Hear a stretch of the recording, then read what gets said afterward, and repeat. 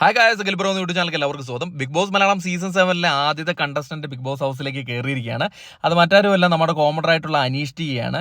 അപ്പോൾ അനീഷ് ടിയെ തൃശ്ശൂരിൽ നിന്നാണ് വരുന്നത്. ഒരു കോമഡറാണ്. മൈജി ഫ്യൂച്ചർ പ്ലാനിന്റെ ഭാഗമായിട്ട് കോണ്ടസ്റ്റിന്റെ പരമായിട്ട് സെലക്ട് ചെയ്യപ്പെട്ട ബിഗ് ബോസിലേക്ക് വന്നിരിക്കുന്ന ഒരു കോമണറാണ് അനീഷ് ടിയെ. അപ്പം നമ്മളുടെ ചാനലിൽ കൂടെ നേരത്തെ പറഞ്ഞിട്ടുണ്ടായിരുന്നു, അനീഷ് ടിയെ ഇൻട്രൊഡ്യൂസ് ചെയ്യുന്ന സമയത്ത് ലാലേട്ടൻ പറയുന്നുണ്ട്, ഒരു സ്ത്രീ വിരുദ്ധനാണെന്ന് കേൾക്കുന്നത് ശരിയാണോ എന്ന് ലാലേട്ടൻ ചോദിക്കുന്നുണ്ട്. ആ ഇൻട്രോയിൽ നമ്മൾ പറഞ്ഞിരിക്കുന്ന പോലെ തന്നെയാണ് കാര്യങ്ങൾ നടന്നിരുന്നത്. കാരണം നമുക്ക് കിട്ടിയിരിക്കുന്ന വിവരങ്ങളെല്ലാം അത് കാണാൻ പോയവരിൽ നിന്ന് ലഭിച്ചിരിക്കുന്ന വിവരമാണ്. അതേപടി തന്നെ അത് ടെലികാസ്റ്റ് ചെയ്തിട്ടുണ്ട്. അപ്പം അനീഷ് ടിയെ അതിന് ഉത്തരമായിട്ട് പറയുന്നത്, ഞാനൊരു സ്ത്രീ വിരുദ്ധനൊന്നുമല്ല, പക്ഷെ ഞാൻ എൻ്റെ പുരുഷൻ്റെ ചില കാര്യങ്ങൾക്ക് വേണ്ടി നിലപാടിൽ അടിയുറച്ച് വിശ്വസിച്ച് അവരെ സപ്പോർട്ട് ചെയ്ത് നിൽക്കുന്ന ഒരു വ്യക്തിയാണ് ഞാൻ. ആരുടെയും മുമ്പിൽ തലകുനിക്കില്ല. അതായത് അതിനുള്ളിൽ ബിഗ് ബോസ് ഹൗസിനുള്ളിലുള്ള ഒരാളുടെ മുമ്പിൽ എൻ്റെ വ്യക്തിത്വം പണയം വെക്കില്ല. നിലപാട് പറയേണ്ടടുത്ത് ഞാൻ പറയേണ്ട സമയത്ത് ഞാൻ പറയുക തന്നെ ചെയ്യും.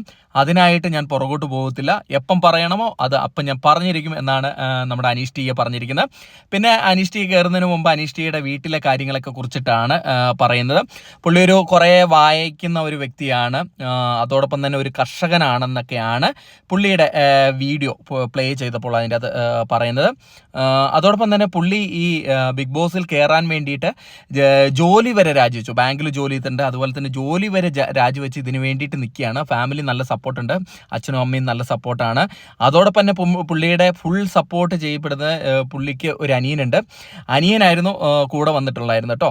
അപ്പോൾ അനിയൻ ഫുൾ സപ്പോർട്ടാണെന്നൊക്കെ പറഞ്ഞിട്ടാണ് പുള്ളി അതിലേക്ക് കയറുന്നത്. എന്തായാലും നമുക്ക് നോക്കാം എങ്ങനെയുണ്ടെന്ന്. അപ്പോൾ അതുവരെയും ടാറ്റാ ബൈ.